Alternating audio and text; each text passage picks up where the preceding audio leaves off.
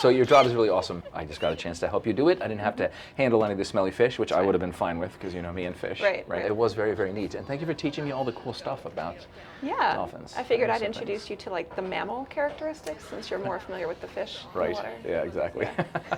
I love their belly buttons. It's my favorite part. So, it's very cool. Yeah, they've all got insies, no outsies. No outsies. No outsies for dolphins. I was looking back at my records from when you were at WAC, and you had 6 classes with me. I think I took every class you offered. Every class except for Gen Bio. Gen Bio. I didn't get a choice on that one. No, you didn't really, Ecology, ichthyology, marine biology, a one-time tropical ecology course, never been taught since, evolution seminar, and then Maine. I was thinking about Maine the other day. You guys were, I've enjoyed every time I've gone up. I've done that class 11 times now, and Pat Horley as the TA. Practical jokes you played on me.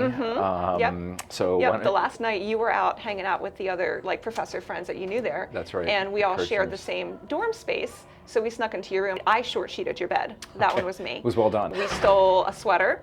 We stole a baseball cap. We hid a moose bone that we had found out in the bog, in one like of my boots. in a shoe. Like it was it was a tibia standing up in it. Yeah. And then we swapped your powdered chai tea with like hot chocolate or like cut it with something. Yes. And we didn't tell you. And we just let you assume that like, oh, you short sheeted my bed, ha ha ha. Yeah. And then I came to class. Yeah, then the next morning in lecture, we're all like inconspicuously, like somebody's in your sweater, somebody's in your baseball cap, and we're just sitting there in class. Yeah.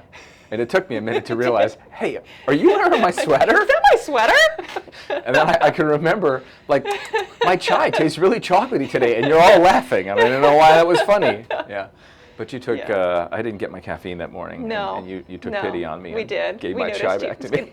Dr. Connaughton's getting a little grumpy. We'll give him his chai back. He needs his caffeine. Yeah, no, that was a special group. There's no doubt about that. It was a great class, too. Great class. One of my favorite things about teaching at WAC is definitely the small class experiences, right? So for you, you had the evolution seminar and you had that tropical ecology, right? Which is also a small group, and a lot of it was discussions that you guys led, right? So you do the readings and you guys would lead the discussions. That is something I remember specifically from the evolution class. There were like 6 of us. We would take our shoes off and sit on the table.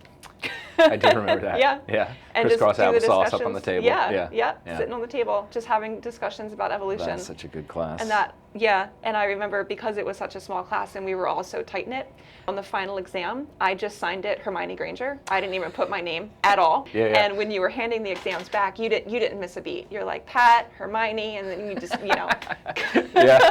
going right down the line. Yeah. That was great. You just sparked a memory. I don't know how, but I think one of my favorite things about WAC was just how small it was and how we were able to build these like relationships between students and professors. And I remember my senior year, I had a betta fish just as a pet in the dorm, and it didn't do well, as betta fish frequently don't, and it grew this weird like fungus, like a white kind of thing. And you being the ichthyology professor, I took my poor little betta fish to you. To the doctor. Yeah, and it looked like a cotton ball at that point. And you were just like, here, I'm just gonna take this away. Take this away from you. At that point, there are treatments for ick, but if it was a cotton ball. It was a cotton ball. Yeah. It was. Yeah, that's too bad. So we do an ichthyology class, right? We had ichthyology over COVID, and we couldn't do experiments on campus because of COVID. But I did ask all of the students to buy a betta fish. And we talked about how to maintain them and keep them healthy and all that sort of stuff. And they had a betta fish at home. And we did the experiment where you showed them a mirror, right? We did all of those behaviors, and the students just did it at home, and then they shared the results on Zoom. So it worked out pretty well, and it still had a really small class feel, right? And everybody had and everybody bragged about their fish. And as extra credit, at the end of the semester, I told them during the course of the semester, you can train your fish to do tricks. And about half of them took me on. And they weren't as cool as the behaviors you've got with the mammals here, but the fish, they can learn things. Same concept. Yeah. You reinforce them with pellets of food when they do something, and some of the students had them swimming through little hoops. There's all this cool stuff you can find on YouTube, right? Anything on YouTube. Oh yeah. Literally, if you find something that's reinforcing for whatever you're trying to train, you can train anything to do anything that it's physically capable of doing, which is just mind-boggling. Yeah. And it's all positive reinforcement, operant conditioning. Yeah, it's very cool. So it was kind of neat. For the next year, it's been about a year, I guess. After that, they'll keep me posted. They'll let me know. Yeah, a couple of them. I got notices like, oh, he passed away. Yeah. If the fish is still alive, sometimes they'll send me a picture of the fish. Yeah, it's nice to be able to stay in touch, right? Yeah. You mentioned the dog whistle Yeah. that you use for training, right? Yep. And tell us a little about their frequency of hearing, their so range. this we call a bridge. It bridges the time period between when they do the behavior correctly and when they get reinforced for it. So it's literally just a dog whistle, high-pitched noise. And this is one of our training tools that we teach them, that it means good job. It terminates the behavior. It means they come back to us to receive their reinforcement. But they can hear this better than they can hear our voices. So we think that they can hear our voices, but we speak on a much lower frequency than they generally hear. So we probably sound like the adults in Charlie Brown, just wah, wah, wah, wah, very, very mumbled. So we use hand signals. So when we were in the training session, I was communicating primarily with my hands. So we teach them one hand signal corresponds with one behavior so that they can see us. We know they can see us much better than they can hear us. Okay. They're powerful. They're very powerful loud. vocalizers. Very loud. Yeah. Yeah. Ooh, we just heard that while we were training. Yep.